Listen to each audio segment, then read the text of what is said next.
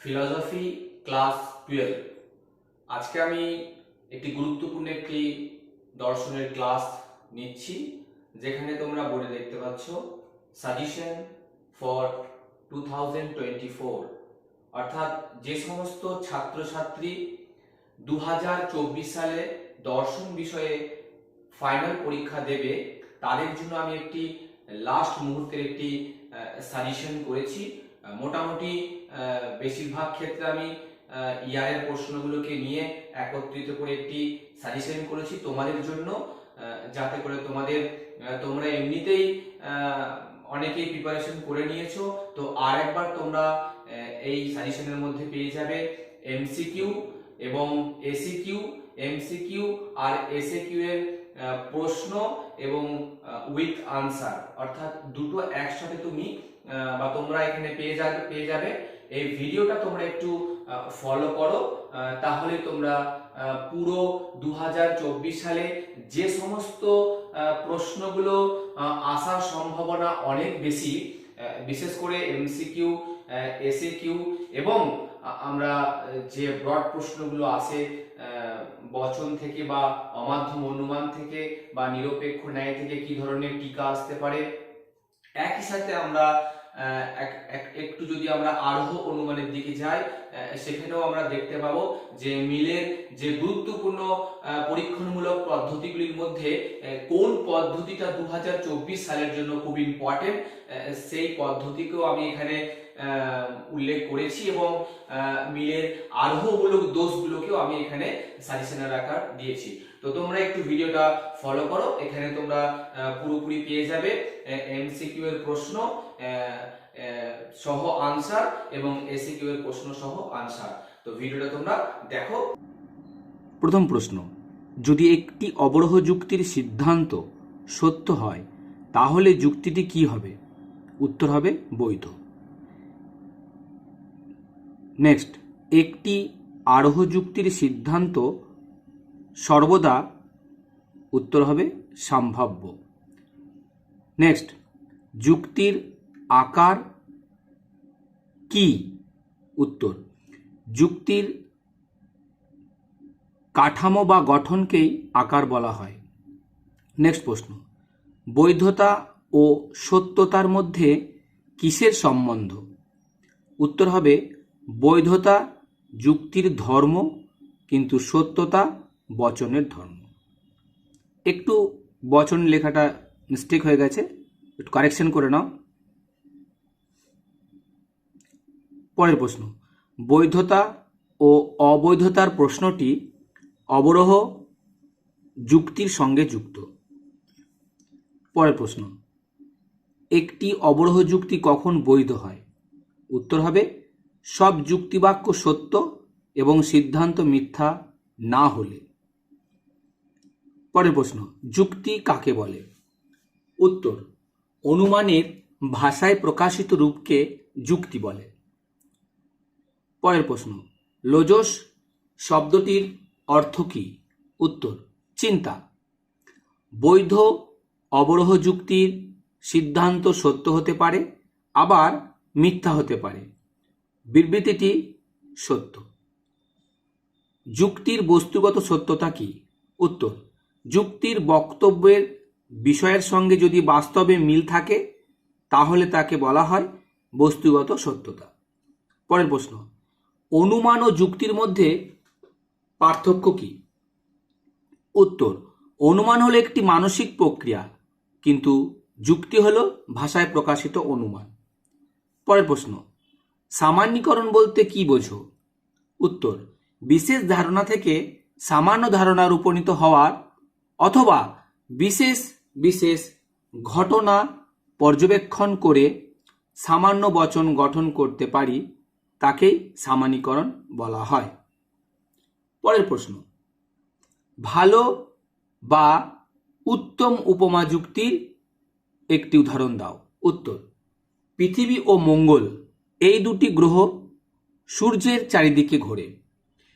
দুটি গ্রহের ব্যয় মাটি পাথর গর্ত আছে, পৃথিবীতেও প্রাণ আছে, সুতরাং মঙ্গলেও প্রাণ আছে। বৈজ্ঞানিক আরোহ অনুমানের সংজ্ঞা দাও। উত্তর, প্রকৃতির একরূপতা ও কার্যকরণ নিয়মের উপর নির্ভর করে বিশেষ বিশেষ বস্তু বা ঘটনাকে পর্যবেক্ষণ এবং পরীক্ষণের দ্বারা সামান্য সংশ্লেষক বচন প্রতিষ্ঠা করা এই প্রক্রিয়াকে বৈজ্ঞানিক আরোহ অনুমান বলে। নেক্সট, প্রকৃতির একরূপতা নীতি কাকে বলে? উত্তর, প্রকৃতির সম অবস্থায় সম আচরণ করা হলো প্রকৃতির একরূপতা নীতি। একটি বৈধ অবরোহ যুক্তির উদাহরণ দাও, যার যুক্তিবাক্য মিথ্যা কিন্তু সিদ্ধান্ত সত্য। উত্তর, সকল ছাগল হয় দ্বিপদী। একটু বানানটা কারেকশন করে নিও, মিথ্যা। সকল মানুষ হয়, অপ্রধানে, সকল মানুষ হয় ছাগল, মিথ্যা। সুতরাং সকল মানুষ হয় দ্বিপদী, এটা সত্য। পরের প্রশ্ন, বৈধ অবরোহ যুক্তি সকল আশ্রয় বাক্য সত্য হলে সিদ্ধান্ত হবে সত্য। অবরোহ যুক্তি কি? উত্তর, যে যুক্তি এক বা একাধিক আশ্রয় বাক্য থেকে সিদ্ধান্ত অনিবার্যভাবে নিশ্চিত হয়। সিদ্ধান্তের ব্যাপকতা যুক্তি বাক্য থেকে কখনোই বেশি হয় না, সেই যুক্তিকে বলা হয় অবরোহ যুক্তি। পরের প্রশ্ন, সিদ্ধান্ত কাকে বলে? উত্তর, কোনো বচনে যে সত্যতা দাবি করা হয় তাকেই সিদ্ধান্ত বলা হয়। পরের প্রশ্ন, যুক্তির বৈধতা কি? উত্তর, যুক্তির কতগুলো নিয়ম আছে, সেই নিয়মগুলো মেনে চলে বা চললে যুক্তিটি বৈধ হয়, অন্যথায় যুক্তিটি অবৈধ হয়। পরের প্রশ্ন, আশ্রয় বাক্য বা যুক্তিবাক্যের সাহায্যে যাকে প্রমাণ করা হয় তাকে কি বলে? উত্তর, সিদ্ধান্ত। পরের প্রশ্ন, যে যুক্তিতে আশ্রয় বাক্য থেকে সিদ্ধান্ত অনিবার্যভাবে নিশ্চিত হয় তাকে বলে? উত্তর, অবরোহ যুক্তি। নেক্সট, অনুমান যখন ভাষায় প্রকাশিত হয় তখন তাকে কি বলে? উত্তর, যুক্তি। পরের প্রশ্ন, বৈধ অবরোহ যুক্তির যুক্তিবাক্য সত্য হলে সিদ্ধান্ত হবে সত্য। এরপরে আমরা পরের বিষয়ে আমরা আসছি, যেটা আমাদের কাছে খুব ইম্পর্টেন্ট। দেখো, বচন।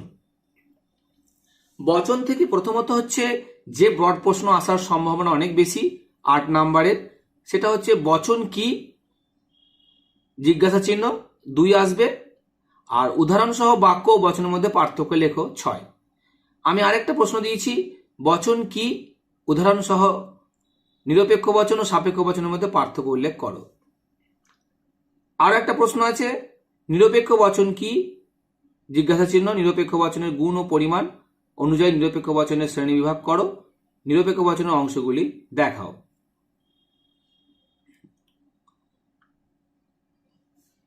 পরের প্রশ্ন, শর্ট প্রশ্ন, একটি নিরপেক্ষ বচনের অংশ হলো? উত্তর হবে 4টি। পরের প্রশ্ন, একটি নঅর্থক বচনের বিধেয় পদটি অবশ্যই ব্যাপ্য হয়।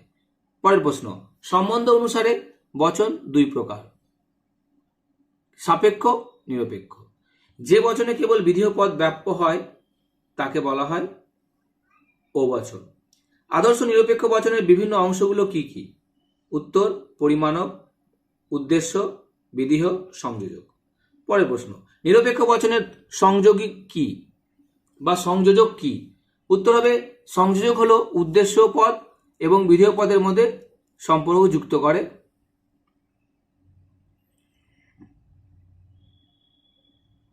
পরের প্রশ্ন, শর্ত অনুসারে বচন কয় প্রকার, কি কি? উত্তর, 2 প্রকার, নিরপেক্ষ বচন, সাপেক্ষ বচন। পরের প্রশ্ন, বিশিষ্ট নিরপেক্ষ বচনের অংশ হলো 4টি। পরের প্রশ্ন, উদ্দেশ্য পদ অব্যাপ্য হয় ড্যাশ বচনে, উত্তর হবে বিশেষ বচনে। পরের প্রশ্ন, প্রতিটি নঅর্থক বচনের বিধেয় পদটি অবশ্যই ব্যাপ্য হয়। পরের প্রশ্ন, একটি উদ্দেশ্য এবং বিধেয় উভয় পদ অব্যাপ্য হয়।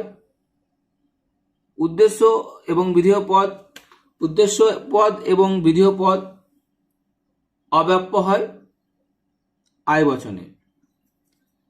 পরের প্রশ্ন, একটি বচন সর্বদাই, উত্তরটা হবে সত্য মিথ্যা হয়। আমরা পরের টপিকে যাচ্ছি, পরের বিষয়ে যাচ্ছি আমরা বচনের বিরোধিতা, এখান থেকেও তোমাদের এসএকিউ এমসিকিউ আসবে। এক, বচনের বিরোধানুমান হলো এক প্রকার অমাধ্যম অনুমান। পরের প্রশ্ন, একই উদ্দেশ্য বিধেয় বিশিষ্ট ড্যাশ বচনের মধ্যে অধীন বিপরীত বিরোধিতার সম্বন্ধ থাকে, উত্তর হবে আই ও।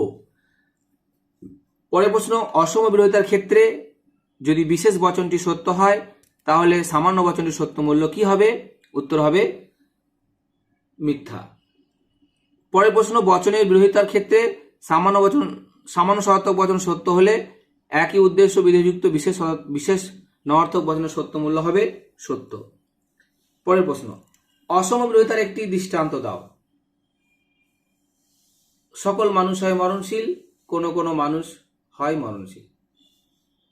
পরের প্রশ্ন, অধীন বিপরীত বিরোধিতার সত্যতার নিয়মটি লেখো, উত্তর দুটি বচন একই সঙ্গে মিথ্যা হতে পারে, কিন্তু দুটি বচন একই সঙ্গে মিথ্যা হতে পারে না, কিন্তু উভয় একই সঙ্গে সত্য হতে পারে।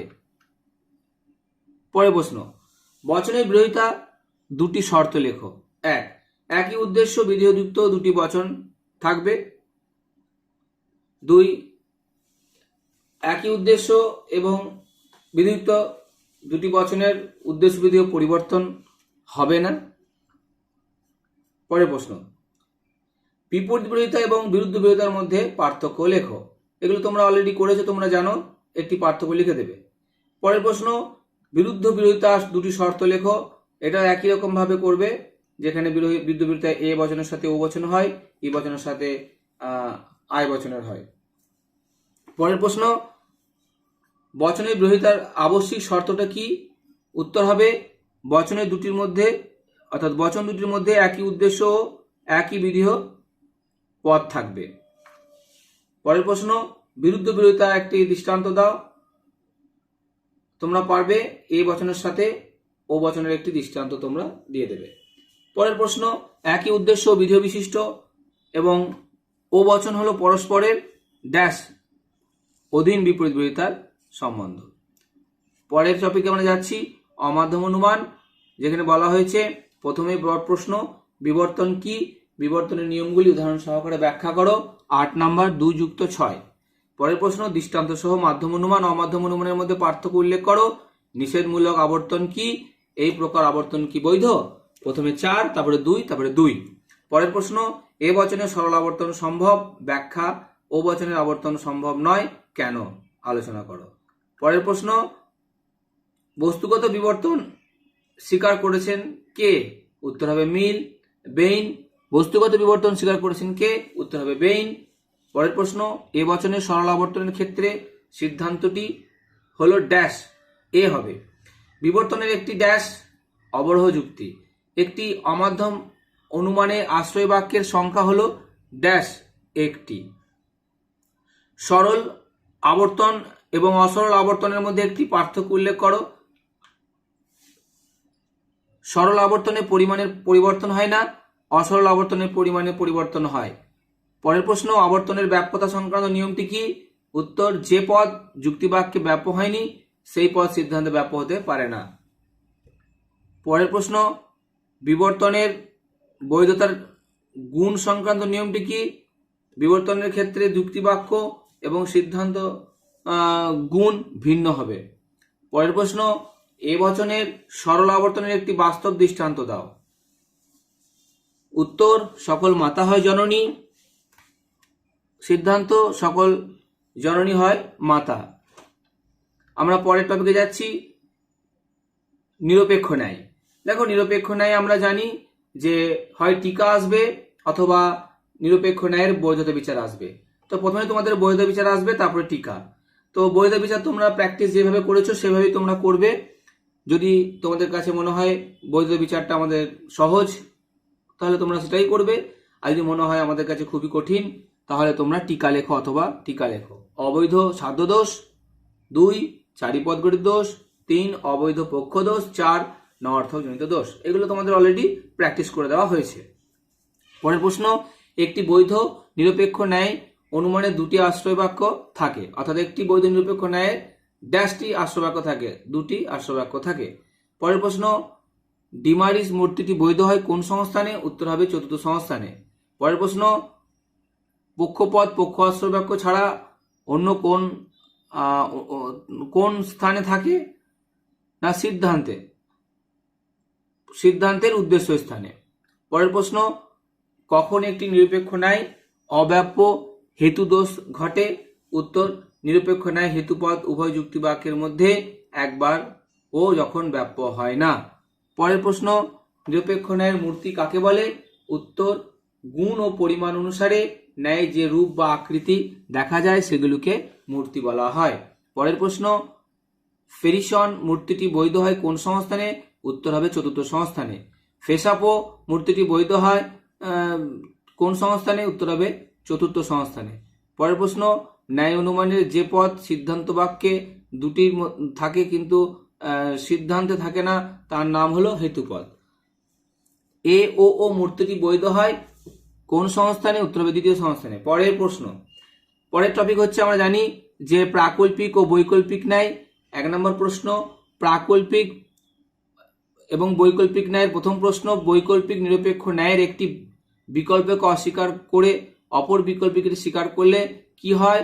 যে যুক্তির আকারটি হলো তা হলো ডিএস। প্রাকল্পিক নিরপেক্ষ যুক্তির পরের প্রশ্ন, প্রাকল্পিক নিরপেক্ষ যুক্তির কোন বাক্যটি প্রাকল্পিক বচন?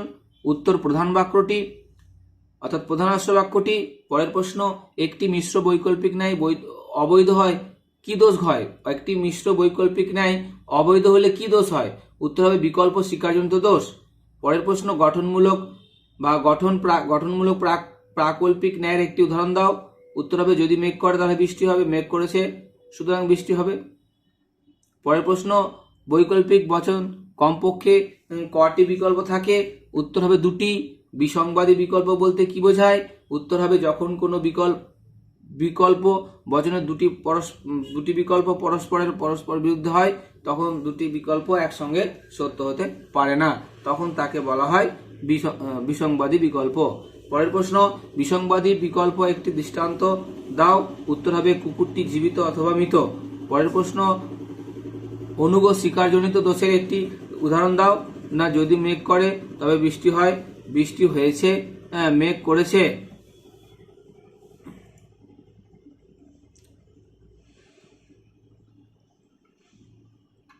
পরের প্রশ্ন, একটি মিশ্র বৈকল্পিক ন্যায়ের অবৈধ হলে কি দোষ হয়? উত্তর হবে বিকল্প অস্বীকারজনিত দোষ। পরের অধ্যায়ে আমরা চলে যাচ্ছি বুলীয় ভাষ্য ও ভেনচিত্র। 1 নম্বর প্রশ্ন, বচনের বুলীয় ভাষ্য কি? অর্থাৎ আই বচনের বুলীয় ভাষ্য কি? এসপি নট ইজিক্যাল আই বচনের বুলীয় ভাষ্য কি? SP is equal two 0। শূন্যগর্ভ শ্রেণী কি? না উত্তর হবে যে শ্রেণীর অন্তর্গত কোনো সদস্য অস্তিত্ব বাস্তবে নেই তাকে বলা হয় শূন্যগর্ভ শ্রেণী। পরের প্রশ্ন, অস্তিত্বমূলক দোষ কাকে বলে? আই এম কপি তার তিনি ন্যায়ের ষষ্ঠ নিয়মকে লঙ্ঘন করলে ফলস্বরূপ নিরপেক্ষ ন্যায়টিকে যে দোষ ঘটে তাকে বলা হয় অস্তিত্বমূলক দোষ। পরের প্রশ্ন, কখন একটি দ্বীপ প্রাকল্পিক বচন মিথ্যা হয়? যখন উত্তর হবে যখন দুটি বচনাকার একই সঙ্গে সত্য হয় বা হবে অথবা একসঙ্গে মিথ্যা হবে। পরের প্রশ্ন, পরিপূরক শ্রেণী কি? মূল শ্রেণীর বিরুদ্ধ পদকে বলা হয় পরিপূরক শ্রেণী। শূন্যগর্ভ শ্রেণী কাকে বলে? উত্তর, যে শ্রেণীর অন্তর্গত কোনো ব্যক্তি বা বস্তু বাস্তব অস্তিত্ব নেই তাকে শূন্যগর্ভ শ্রেণী বলে। পরের অধ্যায় সত্যাপেক্ষক। এখান থেকে দেখো তোমাদের প্রশ্নগুলি খুব ইম্পর্টেন্ট। একটি দ্বিপ্রাকল্পিক বচন কখন মিথ্যা হয়? উত্তর, যখন বিকল্প মিথ্যা হয় তখন দ্বিপ্রাকল্পিক বচন মিথ্যা হয়। পরের প্রশ্ন, গ্রাহক কি? যে সমস্ত প্রতীকের সঙ্গে যে কোনো বচনকে উপস্থাপনা করা যায় তাকেই বলা হয় গ্রাহক। পরের প্রশ্ন, নিবেশন দৃষ্টান্ত কাকে বলে? উত্তর, কোনো সত্যাপেক্ষক বচনের অন্তর্গত গ্রাহক প্রতীকগুলি হলে যে সমস্ত বচনকে উপস্থাপিত করা হয় সেগুলিকে বলা হচ্ছে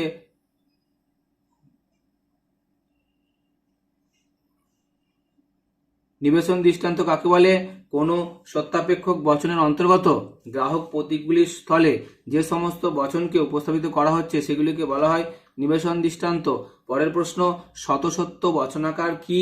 উত্তর হবে যে বচনের অন্তর্গত সকল প্রতিস্থাপন দৃষ্টান্তই সত্য তাকে শতসত্য বচনাকার বলে। পরের প্রশ্ন, একটি সংযোগিক বচন কখন মিথ্যা হয় অথবা মিথ্যা হয়? যখন কোনো সংযোগিক বচনের অন্তর্গত একটি সংযোগিক মিথ্যা হয়। পরের প্রশ্ন, আরোহমূলক দোষ, খুবই ইম্পর্টেন্ট প্রশ্ন। আরোহ অনুমানের সমস্যাটি হলো, উত্তর হবে সামান্যীকরণ। ভালো ও মন্দ উপমা যুক্তির মধ্যে একটি পার্থক্য উল্লেখ করো।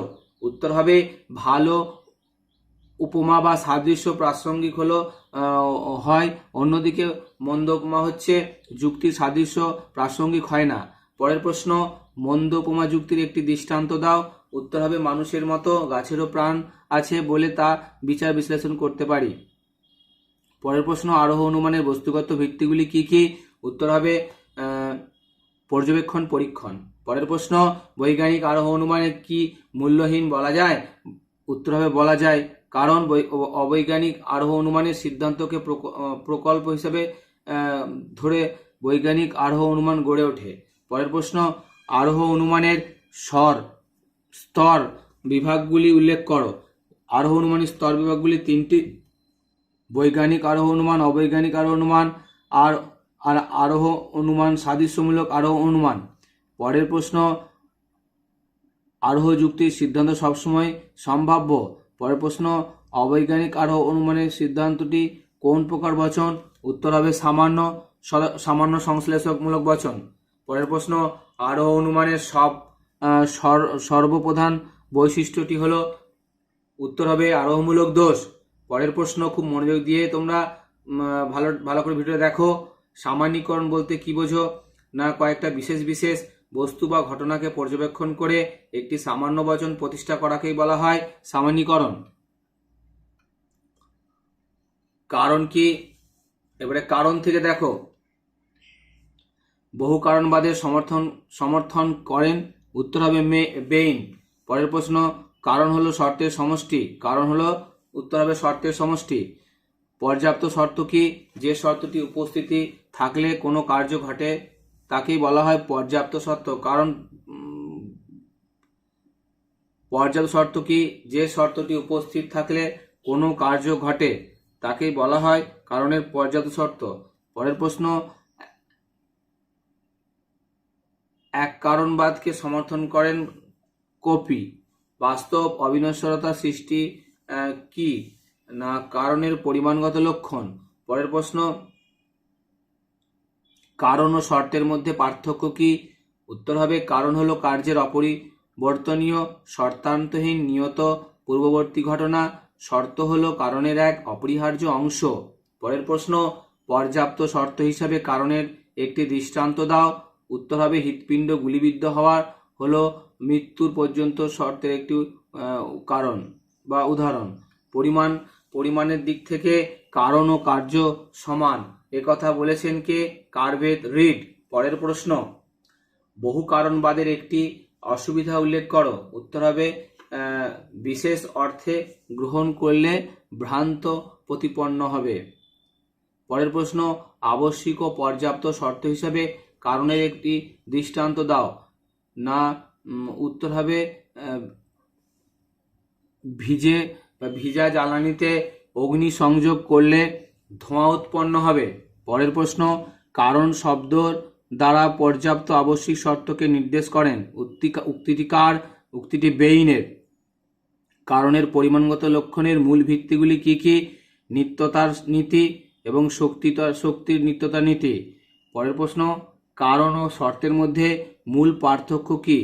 উত্তর হবে কারণ সর্বদাই সদর্থক কিন্তু শর্ত সদর্থক ও নঅর্থক দুটি হতে পারে। পরের প্রশ্ন, মিল কিভাবে কারণের লক্ষণ দিয়েছেন? উত্তর, কারণ হলো কার্যের নিয়ত শর্তহীন অপরিবর্তনীয় পূর্ববর্তী ঘটনা। পরের প্রশ্ন, বিষপান হলো মৃত্যুর কারণ। এক্ষেত্রে কারণ কথাটি কোন অর্থে ব্যবহার করা হয়েছে? উত্তর হবে পর্যাপ্ত অর্থে ব্যবহার করা হয়েছে। পরের প্রশ্ন, মিলের পরীক্ষণমূলক পদ্ধতি। এই এই অধ্যায় থেকে তোমাদের একটি ব্রড প্রশ্ন আসবে, হ্যাঁ, যেখানে আমি সাজেশন হিসেবে তোমাদের দেওয়া হয়েছে এক, মিলের ব্যতিরেখী পদ্ধতি ব্যাখ্যা করো, তার সঙ্গে সংজ্ঞা, আকার, দৃষ্টান্ত, সুবিধা অসুবিধা উল্লেখ করো। পরে 2 নম্বর দিয়েছি, সহপরিবর্তন পদ্ধতি ব্যাখ্যা করো, তার সংজ্ঞা, আকার, দৃষ্টান্ত, সুবিধা অসুবিধাগুলি লেখো। পরের প্রশ্ন দিয়েছি, মিলের অন্বয় পদ্ধতি ব্যাখ্যা করো এবং তারও একই রকমভাবে সংজ্ঞা, আকার, দৃষ্টান্ত, সুবিধা অসুবিধাগুলি তুলে ধরো। এরপর আমাদের লাস্ট প্রশ্নের একদম লাস্টের যে প্রশ্নটা আমরা পাবো সেই প্রশ্নে আমরা আরোহমূলক দোষ পাবো এবং আরোহমূলক দোষে আমরা টিকা পাবো। তো সেই টিকাগুলো এখানে আমরা উল্লেখ করে দিয়েছি, যেগুলো এই বছরে খুব ইম্পর্টেন্ট। 1, অবৈধ সামান্যীকরণ। 2, কাকতালীয় দোষ। 3, আবশ্যিক শর্তকে সম্পূর্ণরূপে কারণ হিসাবে গণ্য করা দোষ। 4, অবান্তর ঘটনাকে কারণ হিসাবে গণ্য করা দোষ। 5, অপর্যবেক্ষণ দোষ।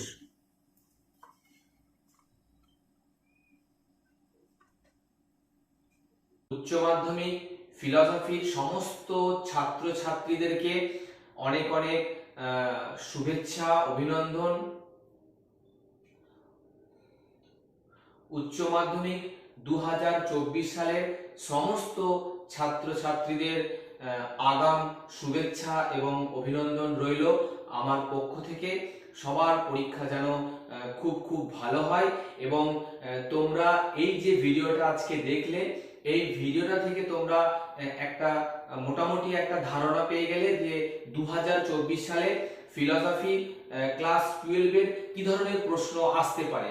তো মোটামুটি তোমরা এই প্রশ্নগুলোই তোমরা ফাইনাল পরীক্ষায় তোমরা পাবে, এটুকু আমি আশা রাখি। তো অবশ্যই তোমরা ভিডিওটাকে এইভাবেই তোমরা, যদি মনে হয় যে কোনো একটা প্রশ্ন তোমাদের কাছে জানতে হবে বা অসম্পূর্ণ রয়ে গেছে উত্তরটা, অবশ্যই তোমরা এই ভিডিওটা দেখো এবং কমেন্ট বক্সে সেখানে তোমরা তোমাদের সমস্যার কথা উল্লেখ করো। আমি যথাযথ চেষ্টা করব সেই সমস্যাটাকে সমাধান করার। ঠিক আছে, ভালো করে তোমরা পরীক্ষা দাও।